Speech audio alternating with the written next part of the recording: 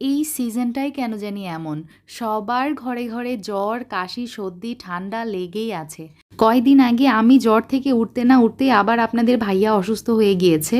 ২ জনের একজনেরও মুখে একটুও রুচি নেই। সো এই রেসিপিটা বানিয়ে নেওয়ার পর মজা করে অনেকদিন পর ভাতটা খেতে পেরেছি আলহামদুলিল্লাহ।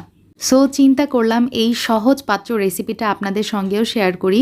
এই রেসিপি পেটের জন্য অনেক ভালো, শরীরের জন্য হেলদি। আর যারা কিনা আমাদের মতো জ্বরে ভুগছেন বা মুখে রুচি নেই, তারাও কিন্তু এই রেসিপিটা বাসায় একবার ট্রাই করে দেখতে পারেন। আপনার মুখে রুচি চলে আসবে। আর পেঁপে দিয়ে যে এত মজা করে এই রেসিপিটা বানানো যায় আমি আসলে আগে জানতাম না। এই রেসিপিটা রিসেন্ট ট্রাই করেছি, আমার কাছে খুব ভালো লেগেছে, এই কারণেই আপনাদের সঙ্গে মেইনলি শেয়ার করা।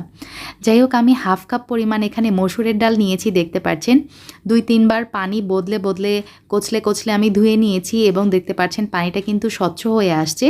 আর এখন ডালটা আমি ভিজিয়ে রাখবো ১৫ মিনিট।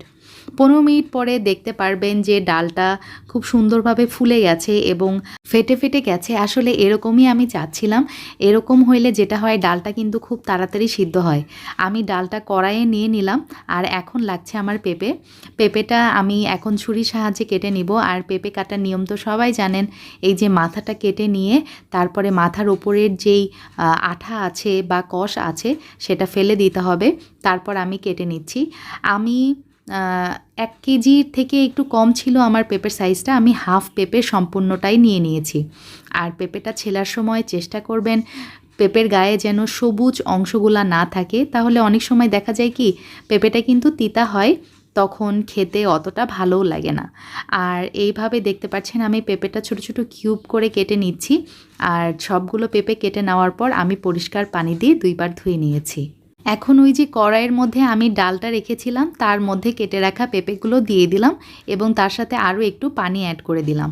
এখন লাগছে আমার লবণ। আমি হাফ চা চামচ লবণ দিয়ে চুলার জালটা অন করে দিয়েছি।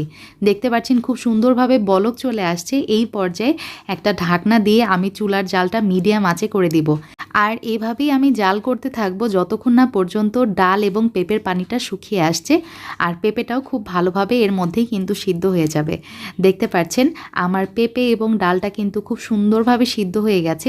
একটা চামচের সাহায্যে এখন কি করতে হবে, চেপে চেপে আমি পেঁপেগুলো একটু ভেঙে নিচ্ছি। আমার পেঁপেটা কিন্তু সিদ্ধ হয়েই গেছে, নাড়াচাড়া করলেই একদম ভেঙে যাবে। আর একটু যেগুলো আস্ত আছে সেগুলো আমি চামচের সাহায্যে ভেঙে নিয়েছি। এই কাজটা কিন্তু আপনারা ডাল ঘুটনি দিয়েও করতে পারেন। যাই হোক, চুলাটা বন্ধ করে দিলাম। আর আরেকটা প্যানে আমি নিয়ে নিয়েছি সরিষার তেল ২ টেবিল চামচ। তাতে পেঁয়াজ কুচি দিয়ে দিলাম 1/4 কাপ। পেঁয়াজ কুচি একটু স্বচ্ছ কালার হয়ে আসলে তার মধ্যে আমি অ্যাড করে দিচ্ছি রসুন কুচি। এখানে আছে ৩ থেকে ৪টা রসুন আমি কুচি করে কেটে নিয়েছি। আর এখানে দিয়ে দিলাম কাঁচামরিচ। কাঁচামরিচ আমার স্বাদ মতো আমি অ্যাড করেছি, আপনারাও আপনাদের টেস্ট মতো আপনারা অ্যাড করবেন। ১ মিনিটের মতো ভেজে নিয়েছি। তারপরে আমি অ্যাড করে দিচ্ছি চিলি ফ্লেক্স। এখানে আছে ১ চা চামচের একটু বেশি। আগেই বলেছি আমি আমার টেস্ট মতো ইউজ করছি সব কিছু। যাই হোক, সবগুলো উপকরণ এখন একসাথে ১ মিনিটের মতো ভেজে নিব। ভাজার এক পর্যায়ে দেখতে পারবেন চিলি ফ্লেক্সের খুব স্ট্রং একটা ফ্লেভার বের হয়েছে।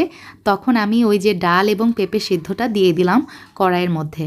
চুলার জালটা মিডিয়ামে রেখে এখন এই মিশ্রণটা আমি জাল করতে থাকবো যতক্ষণ না পর্যন্ত এর এক্সট্রা পানিটা শুকিয়ে আসছে এবং এই মিশ্রণটা একটা ভর্তার কনসিস্টেন্সিতে না চলে আসছে। আমি আমার স্বাদ মতো লবণ অ্যাড করলাম। আমার কাছে টেস্ট করে মনে হয়েছে আরেকটু লবণ অ্যাড করতে হবে। সো লবণটা দিয়ে দিলাম। দেখতেই পাচ্ছেন এই পর্যায়ে কিন্তু একদম রানিং কনসিস্টেন্সিতে নেই, আবার কিন্তু শক্তও হয়ে যায় নাই।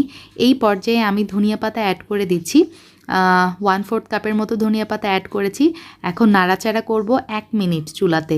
১ মিনিট পর আমি নামিয়ে নিয়েছি বাটিতে। দেখতেই পাচ্ছেন কতটা লোভনীয় হয়েছে এই ভর্তাটা। আমি যেটা করেছিলাম, খাওয়ার আগে ওপর দিয়ে একটু সরিষার তেল দিয়ে দিয়েছি। এই ভর্তার টেস্ট আরও বেড়ে গেছে। If you like my today's recipe then please give me a thumbs up. ইনশাল্লাহ আবার দেখা হবে। আল্লাহ হাফেজ, আসসালামু আলাইকুম।